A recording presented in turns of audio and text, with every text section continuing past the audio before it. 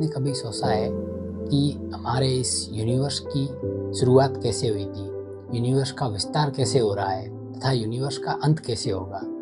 दोस्तों, आज अपने इस वीडियो में इसी के बारे में विस्तार से जानने का प्रयास करेंगे। तो बिना समय गंवाए चलिए शुरू करते हैं।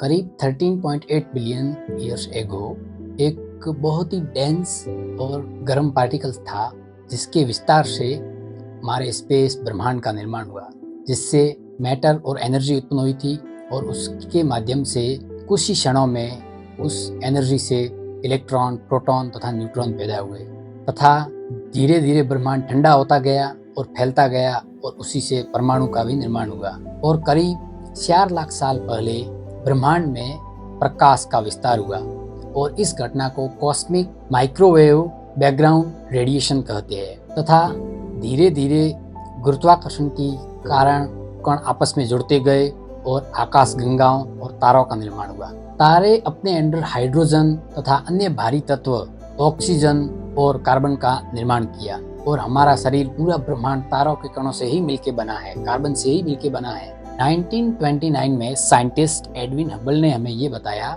कि आकाश गंगाएं एक दूसरे से दूर चली जा रही है और ब्रह्मांड धीरे धीरे विस्तृत हो रहा है, और वैज्ञानिकों ने इसका कारण डार्क एनर्जी को बताया। दोस्तों, ब्रह्मांड की शुरुआत तो इसी प्रकार से हुई है और ब्रह्मांड के अंदर जितने भी मैटर्स, हम इंसान सारे के सारे तारों के टुकड़ों से मिलकर बने हुए, तारों की धूल की कणों से मिलकर बने हुए हैं। दोस्तों, ये बातें तो हो गई ब्रह्मांड की शुरुआत की तथा हमारे ब्रह्मांड का विस्तार कैसे हो रहा है इसके बारे में। अब मैं आपको बताऊंगा कि हमारे ब्रह्मांड का अंत कैसे होगा।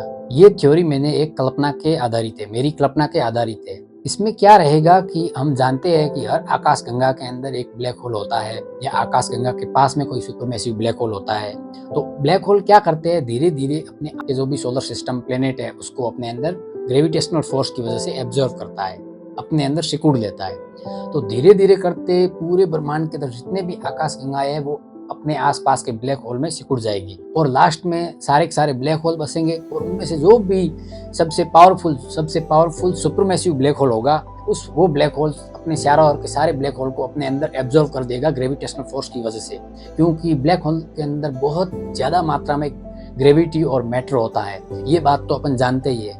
तो एटलीस्ट बहुत ही ज्यादा ग्रेविटेशनल फोर्स की वजह से बिंदु जितना छोटा हो जाएगा उसकी डेंसिटी बहुत ज्यादा होगी और जब पुनः उसी बिंदु से, जिसे सिंगुलरिटी कहते हैं, वापस ब्रह्मांड की शुरुआत होगी। अगर बिग बैंग थ्योरी इसी सिंगुलरिटी से हुई है और यही सिद्धांत सत्य है तो ब्रह्मांड का अंत भी इसी तरीके से होगा और पुनः ब्रह्मांड की शुरुआत भी इसी तरीके से होगी। दोस्तों, आपका इसके बारे में क्या विचार है, कमेंट सेक्शन में जरूर लिखिए। धन्यवाद दोस्तों, मिलते हैं नए वीडियो में एक अद्भुत कहानी के साथ में।